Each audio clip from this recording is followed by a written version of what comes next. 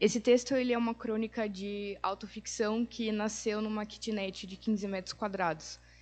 E ele partiu de quando eu ouvi que, depois que a minha irmã de 5 anos me pediu colo, e eu não conseguia segurar ela por muito mais de 20 minutos, eu não teria forças no braços para ter um filho.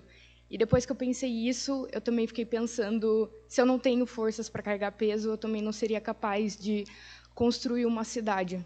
Então, como eu sempre acho que a dedicatória de um livro é muito mais importante que a capa, eu quero dedicar esse texto para os meus amigos que dividem a cidade deles comigo, e a minha mãe e a minha avó, que, consequentemente, cada uma também me carregou nos braços.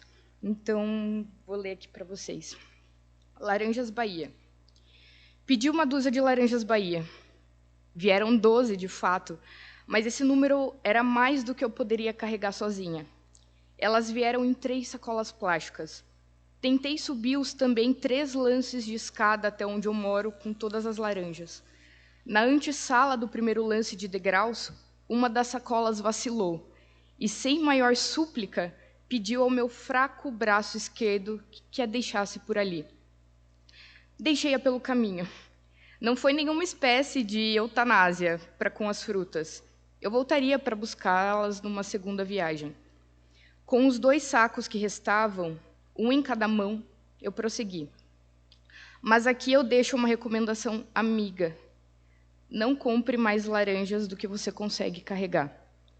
O conjunto duplo do sistema estrutural de braço e antebraço oscilava pelo aporte de forças. Eram 4 grandes laranjas Bahia pendendo em cada um deles. Se tirássemos o meu corpo dessa cena, nós teríamos 2 sacos plásticos, transparentes, com 8 esferas alaranjadas e densas, flutuando em dupla, que, diferente de mim, integravam um par, subindo lance a lance, sublimes, em uma relação que eu já não compunha, mas tentava sustentar. E iam vencendo pavimento a pavimento, rumo ao 3º andar de destino, como em direção a um altar. Seria uma representação quase surrealista, digna de um quadro de René Magritte. Mas não era o caso. A presença fatídica do meu corpo, solicitando esforços que amparassem a descarga de forças das laranjas, retirava todo o realismo fantástico do enquadramento. Coadjuvante, deixei os 2 primeiros à porta e desci para buscar o faltante sobrepeso. Assim, eu imagino a troca de turnos entre Carontes no inferno e o retorno para buscar alguma alma que ficara pelo caminho ao final do purgatório. Nessa logística, meus braços ardiam. Eu pensei então comigo que eu jamais contribuiria para a construção do meu país se fosse possível apenas o exercício da atividade braçal. Ouvi que cidades são construídas por braços, e no auge da minha ingenuidade acadêmica, não poderia ser mais do que uma estudante subsidiada nas compras da feira pelos primeiros braços que me carregaram ao sair do ventre. Quase tomando pela mão o último saco de laranjas Bahia, pensei também se seria capaz de ser mãe no futuro. É-me um grande medo de ter um útero e não ser capaz de carregar um filho nos braços devido ao seu peso, sem que tremam e sem ajuda. Admiro muitíssimo minha mãe. Na minha idade, já havia carregado 2 no colo e engrensara numa linha de produção de peças automotivas. Um novo emprego, que 15 anos mais tarde lhe renderia uma tendinite crônica, decorrente de um diagnóstico por esforço repetitivo nos braços. Em todos esses anos, apesar de acompanhá-la ao mercado, sempre feito a pé, a gangrena das sacolas, que interrompia o fluxo sanguíneo de suas mãos até a chegada em casa, nunca havia feito reclamar de dor. Os braços da minha mãe, hoje carregando a 3ª criança, carregaram também a construção de onde eu nasci, no seu posto na indústria, movendo a economia, enchendo e carregando sacolas para alimentar essas crianças. Fiquei pensando se tal fraqueza dos meus braços, além de me fazer uma péssima mãe que não é capaz de dar colo aos seus próximos filhos, também me fazia uma péssima filha. Eu vim para a capital para estudar cidades maiores do que a minha de origem, sob o discurso de que a minha terra no interior fora consolidada por meio de grandes indústrias, fruto da prosperidade das trocas dos primórdios das mulas tropeiras. Éramos uma cidade no interior que não detinha gêneros agrícolas e nem uma festa da fruta, em que grande parte do seu contingente populacional possuía dor nos braços causadas pelas linhas de produção. A força motriz das mulas fora substituída pela dor nos braços e lombos de homens e de mulheres. Então eu me questionei se eu era uma boa cidadã. Envergonhada, levei o último saco de laranjas junto aos demais, que riam dos meus fracos braços. Morando sozinha, me vi como um peso sem um dividendo e com a leve tendência a atribuir ânimo a objetos até então inanimados. Talvez para falsear a ideia de que eu sou a única coisa viva ali. Desembrulhei e coloquei as 12 na geladeira. A câmara fria as faria pagar por todo o peso que me fizeram suportar nesse curto período. E pensar que, compartilhando o frio, por serem iguais e estarem dentre seus pares, já estavam muito melhor do que eu. Eu era um algoz? O fardo de passar por um momento na solitária não lhes caberia como pena, como eu emulava a mim.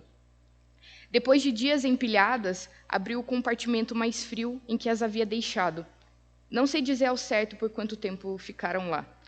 No geral, eu gosto de não colocar as frutas na geladeira, porque, para além de me lembrarem pela paisagem que eu devo comê-las, a temperatura ambiente faz com que amadureçam mais rápido e eu possa ver que o tempo está passando, quando mudam de cor ou ganham pintas.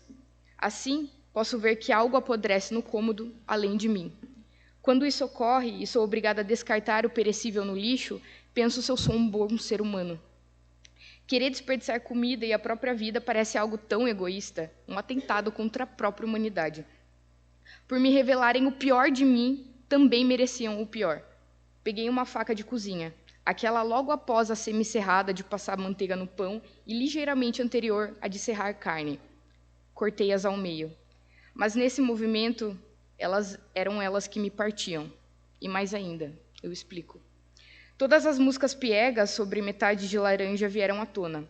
Elas desacebolaram as camadas que me faziam pensar que eu me encontrava sozinha devido a uma série de insucessos românticos. Era revoltante estar sozinha, morar sozinha, carregar os próprios pesos e não ter um espremedor de laranjas.